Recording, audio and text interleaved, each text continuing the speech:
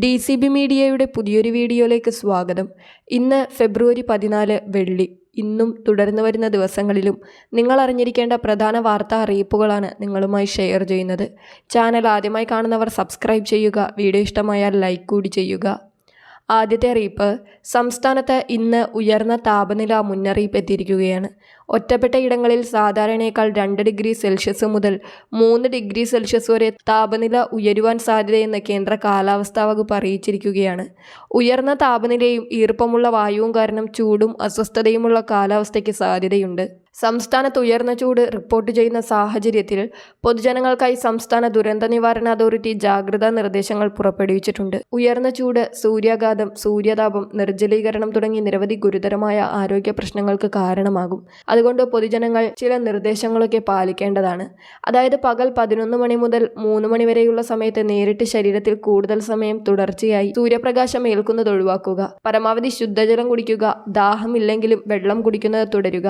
നിർജ്ജലീകരണം ഉണ്ടാകുന്ന മദ്യം, കാപ്പി, ചായ, കാർബണേറ്റഡ് ശീതളപാനീയങ്ങൾ തുടങ്ങിയവ പകൽ സമയത്ത് ഒഴിവാക്കുക. അയഞ്ഞ ഇളം നിറത്തിലുള്ള കോട്ടൺ വസ്ത്രങ്ങൾ ധരിക്കുക. പുറത്തിറങ്ങുമ്പോൾ പാദരക്ഷകൾ ധരിക്കുക.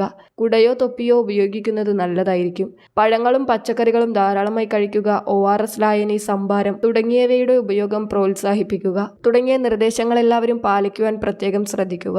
അടുത്ത അറിയിപ്പ്, സംസ്ഥാനത്ത് ഡിജിറ്റൽ പ്രോപ്പർട്ടി കാർഡ് പദ്ധതി നടപ്പിലാക്കുമെന്ന് ബജറ്റ് ചർച്ചയ്ക്കുള്ള മറുപടിയിൽ ധനമന്ത്രി KN ബാലഗോപാൽ അറിയിച്ചിരിക്കുകയാണ്. ഒരു വ്യക്തിയെ സംബന്ധിക്കുന്ന ഭൂമി ഉൾപ്പെടെയുള്ള എല്ലാ ആസ്തി വിവരങ്ങളും ഉൾപ്പെടുത്തിക്കൊണ്ടുള്ള ഡിജിറ്റൽ പ്രോപ്പർട്ടി കാർഡ് പദ്ധതിയാണ് നടപ്പിലാക്കുവാൻ പോകുന്നത്. ഈ പദ്ധതിക്കായി 2 കോടി രൂപ അനുവദിച്ചിട്ടുണ്ട്. ഒരാളുടെ പേരിലുള്ള ഭൂമി, അതിൻ്റെ സ്വഭാവം, കെട്ടിടങ്ങൾ പ്രവർത്തിക്കുന്ന സ്ഥാപനങ്ങൾ, വസ്തുവിലുള്ള ബാധ്യത, നികുതി കുടിശ്ശിക തുടങ്ങിയ എല്ലാ വിവരങ്ങളും കാർഡിലെ നമ്പർ ഉപയോഗിച്ച് ഓൺലൈനിൽ അറിയാൻ സാധിക്കും. ബാധ്യത, വരുമാന സർട്ടിഫിക്കറ്റുകൾ, കൈവശാവകാശം തുടങ്ങി വില്ലേജ് ഓഫീസിൽ നിന്ന് ഏത് സർട്ടിഫിക്കറ്റ് വാങ്ങിയാലും കാർഡിൽ രേഖപ്പെടുത്തുന്നതായിരിക്കും. നിശ്ചിത കാലയളവിനുള്ളിൽ തന്നെ സർട്ടിഫിക്കറ്റ് ആവശ്യമുണ്ടായാൽ വീണ്ടും അപേക്ഷിക്കേണ്ടതില്ല. കാർഡോ നമ്പറോ ബന്ധപ്പെട്ട സ്ഥാപനത്തിൽ നൽകിയാൽ സർട്ടിഫിക്കറ്റ് ഡൗൺലോഡ് ചെയ്തെടുക്കുവാൻ സാധിക്കും. അടുത്ത അറിയിപ്പ്, സാമൂഹ്യ സുരക്ഷാ പെൻഷൻ പദ്ധതിക്ക് കീഴിൽ 1600 രൂപ വീതം ലഭിക്കുന്നവർ ശ്രദ്ധിക്കുക. അതായത് വാർദ്ധക്യകാല പെൻഷൻ, വിധവാ പെൻഷൻ, ഭിന്നശേഷി ആനുകൂല്യങ്ങൾ, കർഷക തൊഴിലാളികൾക്ക് ലഭിക്കുന്ന ആനുകൂല്യങ്ങൾ, അവിവാഹിത പെൻഷൻ, ഇത്തരത്തിൽ ആനുകൂല്യങ്ങൾ ലഭിക്കുന്നവരാണെങ്കിൽ ഈ അറിയിപ്പ് ശ്രദ്ധിക്കുക. മാർച്ച് മുതൽ സർക്കാരിൻ്റെ വിവിധ നടപടികൾ ആരംഭിക്കുകയാണ്.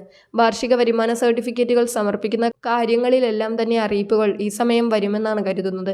അതോടൊപ്പം തന്നെ ഭൗതിക നിലവാരം, നമ്മുടെ വരുമാന മാർഗങ്ങൾ ഇവയെല്ലാം പരിശോധിക്കുന്നതിനും പെൻഷൻ വാങ്ങുന്ന വ്യക്തി അർഹതയുള്ളവനാണോ എന്നൊക്കെ കണ്ടെത്തുന്നതിനുമായി ഉദ്യോഗസ്ഥർ വീടുകളിലേക്കെത്തി സോഷ്യൽ ഓഡിറ്റിംഗ് നടപടി സ്വീകരിക്കും. അനർഹമായി പെൻഷൻ വാങ്ങുന്നവരെ കണ്ടെത്തി പദ്ധതിയിൽ നിന്ന് പുറത്താക്കുകയും ചെയ്യുന്നതായിരിക്കും. അടുത്ത അറിയിപ്പ്, സംസ്ഥാനത്തെ രജിസ്റ്റർ ചെയ്ത വാഹനങ്ങൾക്ക് മാർച്ച് 1 തീയതി മുതൽ രജിസ്ട്രേഷൻ സർട്ടിഫിക്കറ്റ് പ്രിന്റ് ചെയ്ത് നൽകില്ല. പകരം ഡിജിറ്റൽ രൂപത്തിലുള്ള RC ആയിരിക്കും നൽകുക എന്ന് മോട്ടോർ വാഹന വകുപ്പ് അറിയിച്ചു. നേരത്തെ തന്നെ സംസ്ഥാന സർക്കാർ ഇത് സംബന്ധിച്ചുള്ള തീരുമാനമെടുത്തിരുന്നു. ഡ്രൈവിംഗ് ലൈസൻസുകളുടെ പ്രിന്റിംഗ് ഒഴിവാക്കി ഡിജിറ്റൽ രൂപത്തിൽ മാത്രം നൽകുന്ന നടപടികൾക്ക് നേരത്തെ തന്നെ മോട്ടോർ വാഹന വകുപ്പ് തുടക്കം കുറിച്ചിരുന്നു. രജിസ്ട്രേഷൻ സർട്ടിഫിക്കറ്റുകൾ ഡിജിറ്റലൈസ് ചെയ്യുന്നതിന്റെ ഭാഗമായിട്ട് വാഹനങ്ങളുടെ ഹൈപ്പോത്തിക്കേഷനുമായി ബന്ധപ്പെട്ട സേവനങ്ങളും ഡിജിറ്റലൈസ് ചെയ്യുവാൻ തീരുമാനിച്ചതായി മോട്ടോർ വാഹന വകുപ്പ് അറിയിച്ചിട്ടുണ്ട്. വളരെ പ്രധാനപ്പെട്ട ഈ വാർത്താ അറിയിപ്പുകൾ മറ്റുള്ളവർക്ക് കൂടി ഷെയർ ചെയ്യുക.